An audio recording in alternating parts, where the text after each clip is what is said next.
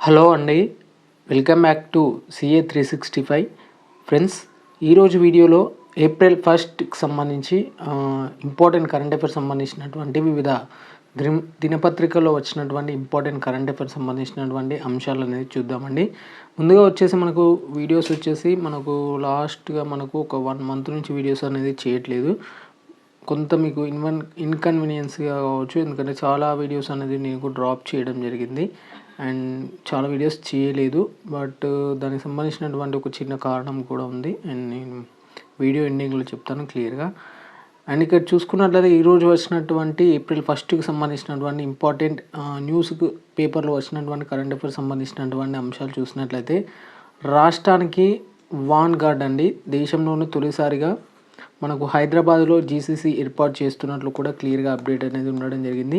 ఇక AI data analysis mobile technology centre ఏర్పాటు ఈ ఏడాది చివరి నాటికి ప్రారంభం అండ్ 4 ఏళ్లలో 2300 అభ్యర్థులకు ఉద్యోగ అవకాశాలు అంటూ కూడా ఇక్కడ లేటెస్ట్గా కరెంట్ అఫైర్స్ సంబంధించినటువంటి అంశం ఉంది. అండ్ ప్రపంచంలోని అత్యంత ప్రతిష్టాత్మక సంస్థలు ఒకటైనటువంటి వాన్గార్డ్ కంపెనీ హైదరాబాద్లో గ్లోబల్ క్యాపబిలిటీ సెంటర్ జీసీసీని ఏర్పాటు చేయనున్నట్లు ప్రకటన వస్తుంది. అండ్ మన దేశంలో వాన్గార్డ్ నెలకొల్పే తొలి జీసీసీ ఇదే కావడం విశేషం. ఈ మేరకు కంపెనీ ప్రతినిధి బృందం సోమవారం ఉదయం జూబ్లీహిల్స్లోని సీఎం నివాసంలో ముఖ్యమంత్రి రేవంత్ రెడ్డితో కలిసి భేటీ కావడం అనేది జరిగిందండి. అండ్ నెక్స్ట్ కరెంట్ అఫైర్స్ సంబంధించినటువంటి అంశం అనేది చూద్దాము. ఫ్రెండ్స్, ఇక్కడ చూసుకోవచ్చండి, హిమాచల్ ప్రదేశ్తో తెలంగాణ ఒప్పందం అండి. అండ్ హిమాచల్ ప్రదేశ్తో తెలంగాణ ఒక ఒప్పందాన్ని అయితే కుదుర్చుకున్నట్లు కూడా తెలుస్తుంది.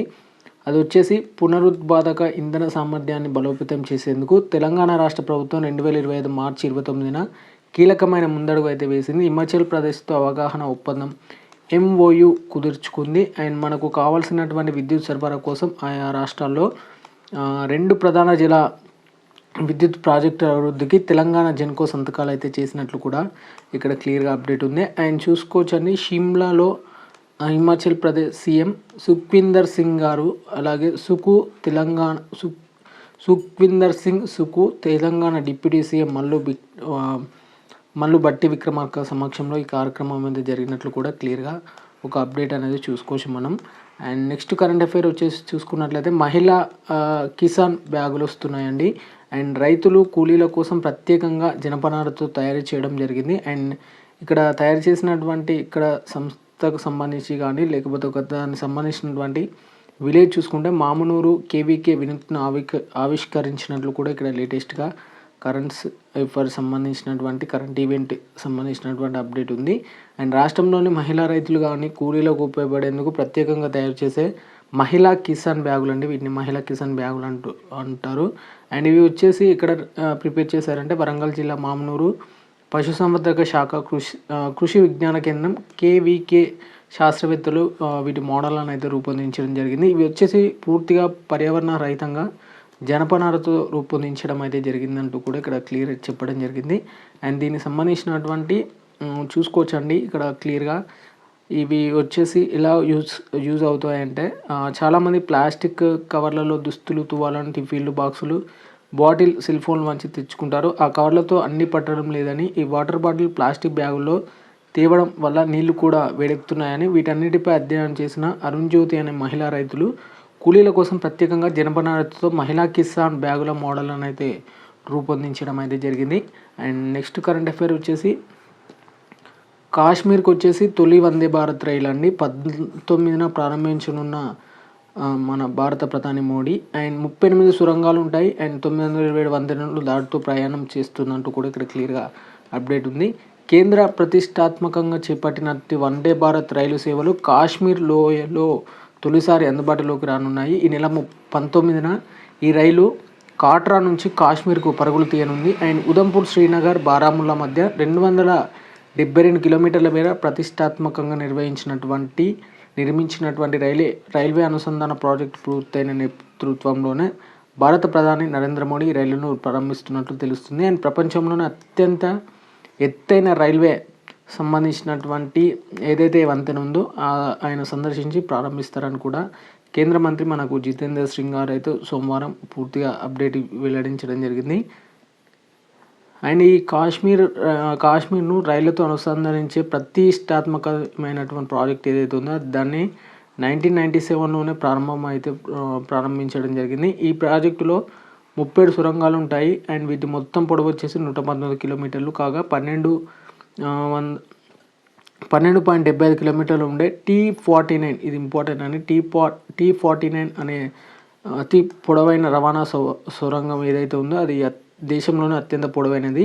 అండ్ ఈ ప్రాజెక్టులో 927 వంతెనలు కూడా ఉన్నాయి. వీటిలో చీనాబ్ నదిపై నిర్మించినటువంటి వంతెన ప్రపంచంలోనే అత్యంత ఎత్తైందండి. ఇది కూడా ఇంపార్టెంట్, ఇది ఒక స్టార్ మార్క్ పెట్టుకోండి. ఈ మార్గంలో వంతెనలన్నింటికి కలిపిన పొడవు వచ్చేసి 13 కిలోమీటర్లుగా ఇక్కడ రావడం అయితే జరిగింది. అండ్ నెక్స్ట్ కరెంట్ అఫైర్స్ సంబంధించినటువంటి అంశం అనేది చూద్దాం.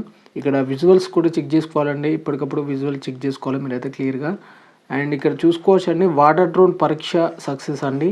ఇక్కడ చూసుకోవచ్చు భారత నావికాదళ అమ్ముల పొదలోకి మరో కొత్త అస్త్రం వచ్చి చేరబోతుంది. అండ్ సముద్ర జలాల్లో శత్రు దేశాల నుంచి యుద్ధ నౌకలపై ఓ కన్నేసి నిఘాను అత్యంత సమర్థవంతంగా నిర్వహించే అధునాతన వాటర్ డ్రోన్ను కూడా రక్షణ పరిశోధన అభివృద్ధి సంస్థ అయినటువంటి DRDO విజయవంతంగా పరీక్షించింది. ఎవరు పరీక్షించారంటే ఇక్కడ నేమ్ అనేది ఖచ్చితంగా గుర్తుంచుకోవాలి. DRDOకి సంబంధించి ఈ సంస్థ వారు అయితే విజయవంతంగా పరీక్షించడం అయితే జరిగింది. ఇక చూసుకోవచ్చండి, దీనికి సంబంధించి అన్ని దశల పరీక్షను పూర్తి చేసుకున్నాక ఇది భారత నౌకాదళాల చేతికి రానుంది. దీంతో సముద్ర జలాలపై ఉపరితల నిఘా కార్యకలాపాలలో భారత సామర్థ్యం ద్విగుణీకృతం కానుందంటూ కూడా, అలాగే నీటిలో కాస్తంత మునిగి కనిపించకుండా దూసుకెళ్లే హై ఎండ్యూరల్ అటానమస్ అండర్ వాటర్ వెహికల్కి సంబంధించి HEAUVను విజయవంతంగా పరీక్షిస్తున్నట్లు DRDO సోమవారం పూర్తి ప్రకటన అయితే విడుదల చేయడం అయితే జరిగింది. అండ్ దీనికి సంబంధించినటువంటి పూర్తి విజువల్స్ కూడా X ఖాతాలో కూడా ఒక ప్రకటన కూడా చేయడం అయితే జరిగిందండి. అండ్ దీనికి సంబంధించినటువంటి పొడవు కానీ నార్మల్గా ఈ డ్రోన్కి సంబంధించి చూసుకోవచ్చు అండి. ఈ డ్రోన్ పొడవు వచ్చేసి 9.75 మీటర్లు. శత్రువుల యుద్ధ నౌకల సిబ్బంది కంట్లో పడకుండా నీటి ఉపరితలంపై పెద్దగా అలజడి సృష్టించకుండా నిశ్శబ్దంగా మెల్లగా ముందుకెళ్తుందంటూ కూడా ఇక్కడ దీనికి సంబంధించి ఉండడం జరిగింది. ఇది ఏకంగా 300 మీటర్ల లోతు వరకు కూడా వెళ్ళగల సామర్థ్యం కలదంటూ కూడా ఇక్కడ క్లియర్గా అప్డేట్ ఉంది. అండ్ నెక్స్ట్ కరెంట్ అఫైర్ వచ్చేసి సెల్ ఫోన్ల రికవరీలో దేశంలో తెలంగాణకు 2వ స్థానం వచ్చినట్లు కూడా ఇక్కడ క్లియర్గా అప్డేట్ ఉంది. అండ్ పోగొట్టుకున్న సెల్ ఫోన్లను బాధితులకు తిరిగి ఇప్పించడంలో తెలంగాణ CID పోలీసులు దేశంలో 2వ స్థానంలో నిలవడం అయితే జరిగిందండి. ఇప్పటి వరకు 70,058 ఫోన్లను రికవర్ చేసి ఈ ఘనత సాధించడం జరిగింది. డిపార్ట్మెంట్ ఆఫ్ టెలికమ్యూనికేషన్ DOT రూపొందించినటువంటి central equipment identity register CEIR portal ద్వారా అందుబాటులోకి వచ్చిన తర్వాతి నుంచి రోజుకు సగటున 98.67 సెల్ ఫోన్లను రికవర్ చేయగలుగుతున్నారు. అండ్ అత్యధికంగా హైదరాబాద్ కమిషనరేట్ పరిధిలో 10,841 అండ్ సైబరాబాద్ పరిధిలో 9,259 అండ్ రాచకొండ పరిధిలో 7,488 సెల్ ఫోన్ల రికవర్ కూడా చేయడం అయితే జరిగింది. అండ్ దీనికి సంబంధించి కూడా CID ఎవరు ఉన్నారంటే DG శ్రేయా ఘోషల్ గారు అయితే ఉండడం అయితే జరిగింది, అది కూడా గుర్తుంచుకోవాల్సి ఉంటుంది. అండ్ నెక్స్ట్ కరెంట్ అఫైర్ వచ్చేసి తెలంగాణలో తొలిసారి రోప్వే పర్యాటకం అండి. భువనగిరి కోటపైకి కిలోమీటర్ల మేర నిర్మాణం ₹56.81 కోట్లతో టెండర్లకు పిలిచిన పర్యాటక సంస్థ. అండ్ మరో 4కి కేంద్రానికి ప్రతిపాదన. అండ్ యాదగిరిగుట్ట ఆలయంపై 2 కిలోమీటర్ల వరకు రోప్వే నిర్మించడం అయితే జరుగుతుందండి. దానికి సంబంధించినటువంటి పూర్తి విజువల్స్ కూడా చెక్ చేసుకోవచ్చు. అండ్ రోప్వే వచ్చేసి 15.20 కోట్లు అండ్ 30 మీటర్ల వెడల్పుతో యాక్సెస్ రోడ్డు, పార్కింగ్ వచ్చేసి 10.73 కోట్లకు సంబంధించి ఉంటుంది వ్యాయామం వచ్చేసి. అండ్ ప్రవేశ ద్వారం, టూరిజం సదుపాయాలకు సంబంధించి మరో 10.37 కోట్లు ఉండడం అయితే జరుగుతుంది. మౌలిక సదుపాయాల కల్పనకు సంబంధించి 9.40 కోట్లు అండ్ ఇతరత్ర ఏర్పాట్లకు 11.11 కోట్లు అయితే ఇక్కడ ఖర్చు అవుతుందంటూ కూడా ఇక్కడ ఇవ్వడం జరిగింది. అండ్ మరో 4 రోప్ వేలను కూడా ఏర్పాటు చేస్తున్నట్లు కూడా ఇక్కడ క్లియర్గా అప్డేట్ ఉంది, చూసుకోవచ్చు అండి. వీటికి సంబంధించినటువంటి వివరాలు వచ్చేసి యాదగిరిగుట్ట లక్ష్మీ నరసింహస్వామి ఆలయానికి 2 కిలోమీటర్ల వరకు రోప్ వే ఉంటుంది. అండ్ నాగార్జున సాగర్ ఆనకట్ట మీదుగా 5 కిలోమీటర్స్ అండ్ మంతెనలోని రామగిరి కోటకు 2 కిలోమీటర్స్ రోప్ వే అనేది నిర్మిస్తున్నట్లు కూడా ఇక్కడ క్లియర్గా అప్డేట్ ఉంది. అండ్ మరొక అప్డేట్ వచ్చేసి దేశంలో ఆరోగ్య మౌలిక సదుపాయాలు మెరుగ్గానే ఉన్నాయి, హోంశాఖ మంత్రి అమిత్ షా వెల్లడించినట్లు కూడా క్లియర్గా ఒక అప్డేట్ ఉంది. అండ్ కేంద్ర హోంశాఖ మంత్రి అమిత్ షా సంబంధించి 2025-26 బడ్జెట్లో ఆరోగ్య రంగానికి రూపాయలు 1.37 లక్షల కోట్లను కేటాయించినట్లు కూడా చెప్పడం జరిగింది. 2013-14 బడ్జెట్లో కేవలం 37,000 కోట్లు మాత్రమే ఉండేదని గుర్తు చేశారు. సోమవారంలోని హర్యానాలోని ఆగ్రాలో మహారాజా అగ్రసేన్ వైద్య కళాశాల ఆవరణంలో మహారాజా అగ్రసేన్ విగ్రహాన్ని అమిత్ షా గారు అయితే ఆవిష్కరించడం అయితే జరిగింది. ఇది కూడా కొంచెం గుర్తుంచుకోవాలి. అండ్ మరొక 51,000 వైద్య సీట్లు కూడా పెరుగుతాయని కూడా ఆయన చెప్పడం అయితే జరిగింది. అండ్ మరొక లేటెస్ట్ కరెంట్ అఫైర్ వచ్చేసి సూపర్ స్పెషాలిటీగా ఉన్నటువంటి ఏవైతే హాస్పిటల్స్ ఉన్నాయో వాటిని సూపర్ స్పెషాలిటీ ఆసుపత్రులుగా అంటే నార్మల్ హాస్పిటల్ని సూపర్ స్పెషాలిటీ హాస్పిటల్గా టిమ్స్ చేస్తున్నట్లు కూడా ఇక్కడ లేటెస్ట్ అప్డేట్ ఉంది. అండ్ సనత్ నగర్ గుండె జబ్బుల వ్యాధుల ఆసుపత్రి జూన్లో ప్రారంభం. అండ్ అల్వాల్లో గ్రాస్ట్రో అండ్ ఎల్బీ నగర్లో న్యూరో వైద్య సేవలు. ఆయా టీమ్స్లకు అదనంగా మెడికల్ అండ్ నర్సింగ్ కాలేజీల ఏర్పాటు. వరంగల్ సూపర్ స్పెషాలిటీ హాస్పిటల్ ప్రారంభం కూడా జూన్లోనే. అవసరమయ్యే డాక్టర్లు సిబ్బంది కోసం సర్కార్కు డిఎంఈ లేఖ అంటూ కూడా ఇక్కడ లేటెస్ట్ కరెంట్ అఫైర్స్ సంబంధించినటువంటి అంశాలు ఉన్నాయి. అండ్ మరొక కరెంట్ అఫైర్ అంశం వచ్చేసి భారత ప్రధాని మోదీ వ్యక్తిగత కార్యదర్శిగా నిధి తివారీ నియామకం అంటూ కూడా ఇక్కడ లేటెస్ట్ కరెంట్ అఫైర్ ఉంది. భారత ప్రధానమంత్రి నరేంద్ర మోడీ కార్యాలయంలో విధులు నిర్వహిస్తున్నటువంటి యువ ఐఏఎస్ అధికారిని నిధి తివారీని భారత ప్రధాని మోదీ వ్యక్తిగత కార్యదర్శిగా నియమిస్తూ కేంద్రం ఉత్తర్వులు జారీ చేసింది. ఈ నియామకం తక్షణం అమల్లోకి వస్తుందని మార్చి 29వ తేదీన కేంద్ర సిబ్బంది వ్యవహారాల మంత్రిత్వ శాఖ ఉత్తర్వులతో పేర్కొంది. అండ్ 2014 బ్యాచ్కి చెందిన ఈ ఐఏఎస్ అధికారిని తాజా నియామకాల కేబినెట్ కమిటీ కూడా ఆమోదం తెలిపినట్లు కూడా ఇక్కడ లేటెస్ట్ అప్డేట్ ఉంది. అండ్ తను వచ్చేసి మనకు చూసుకున్నట్లయితే 96 ర్యాంక్ అయితే సాధించడం జరిగింది. తను వచ్చేసి 2013లో సివిల్స్ పరీక్షల్లో 96వ ర్యాంక్ అయితే సాధించిన వ్యక్తిగా నిలవడం జరిగింది. అండ్ ఇక్కడ చూసుకోవచ్చు. అండ్ నెక్స్ట్ కరెంట్ అఫైర్స్ సంబంధించినటువంటి అంశం చూసుకున్నట్లయితే ఇటీవల ఎక్కువగా రైలు ప్రమాదాలు అయితే జరుగుతున్నాయి. వాటికి సంబంధించినటువంటి చర్యలను అరికట్టేందుకు అంటే ఈ ప్రమాదాలు జరగకుండా చూడడానికి కవచ్ 4.0 వర్షన్ అయితే తీసుకువచ్చినట్లు కూడా అశ్విని వైష్ణవ్ గారు అయితే తెలపడం జరిగింది. 5,743 కిలోమీటర్ల ఆప్టికల్ ఫైబర్ కేబుల్ పూర్తి చేసినట్లు కూడా ఇక్కడ చెప్పడం జరిగింది. రైలు ప్రమాదాలు అరికట్టి ప్రజల ప్రాణాలను రక్షించే కవచ్ 4.0 వర్షన్ను స్వదేశీ టెక్నాలజీతో గత ఏడాది అందుబాటులోకి తెచ్చినట్లు రైల్వే శాఖ మంత్రి అశ్విని వైష్ణవ్ గారు అయితే తెలపడం జరిగింది. లోకో పైలట్ విఫలమైన సమయంలో బ్రేకులను కంట్రోల్ చేస్తూ రైలు నడపడంతో కవచ్ ఎంతో సహాయపడుతుందని కూడా చెప్పడం అయితే జరిగింది.